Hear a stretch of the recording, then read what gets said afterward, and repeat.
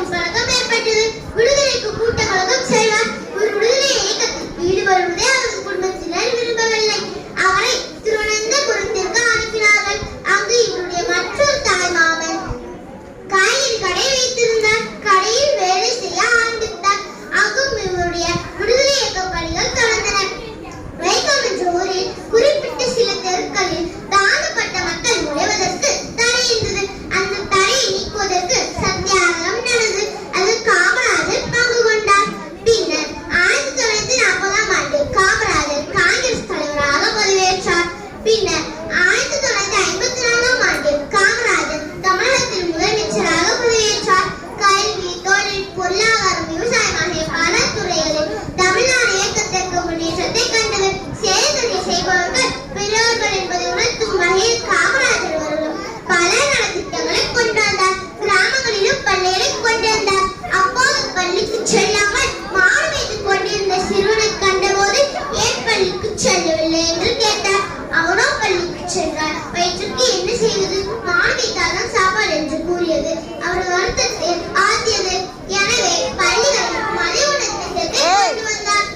மேலும் ஏழை மாணவர்களுக்கும் வசதியான மாணவர்களுக்கும் வேறுபாடு இருக்கக்கூடாது என்பதற்காக சீருடை திட்டத்தை கொண்டு வந்தார்.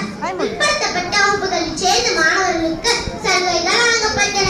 எஸ்எல்சி வகுப்பு துறையில் கல்வி இலவசமாயிற்று. காமராஜர் ஆட்சியில் கல்வி பொதுவுடைமை ஆயிற்று. காமராஜர் ஆட்சியில் இருந்து 9 ஆண்டுகளும் போர்க்காலம் ஆகும். பின்னர் 2/10/1963ஆம் நாள் காமராஜர் தமிழகத்தின் முதலமைச்சர் பதவியிலிருந்து விலகினார். பின்னர் 2/10/1975 காமராஜர் காலமானார். இந்தியில் காந்தி மண்டபம் திட்ட பழக்கத்தில் காமராஜர் நினைவு ஆலயம் எழுப்பப்பட்டது. பணிக்கால மேலே காமராஜருக்கு பாரத ரத்னா பட்டத்தை அளித்து இந்திய அரசு பெருமைப்படுத்தியது. காமராஜர் இந்திய விடுதலை வீரர்களில் ஒருவர். உழைப்பால் உயர்ந்தவர், ஏழைகளுக்கு இறங்கியவர், எளியவர், துயர் துடைத்தவர், அரசியல் மேதையாக திகழ்ந்தவர், அரசியல் துறவியாக வாழ்ந்தவர் என்று கூறி என் உரையை முடித்துக் கொள்கிறேன். நன்றி, வணக்கம். கவிதை.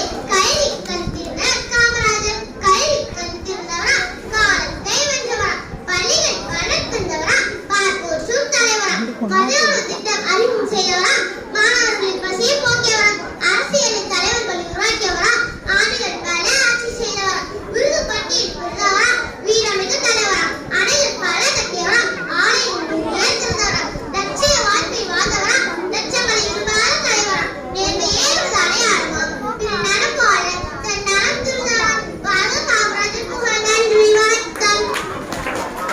அருமை அருமை.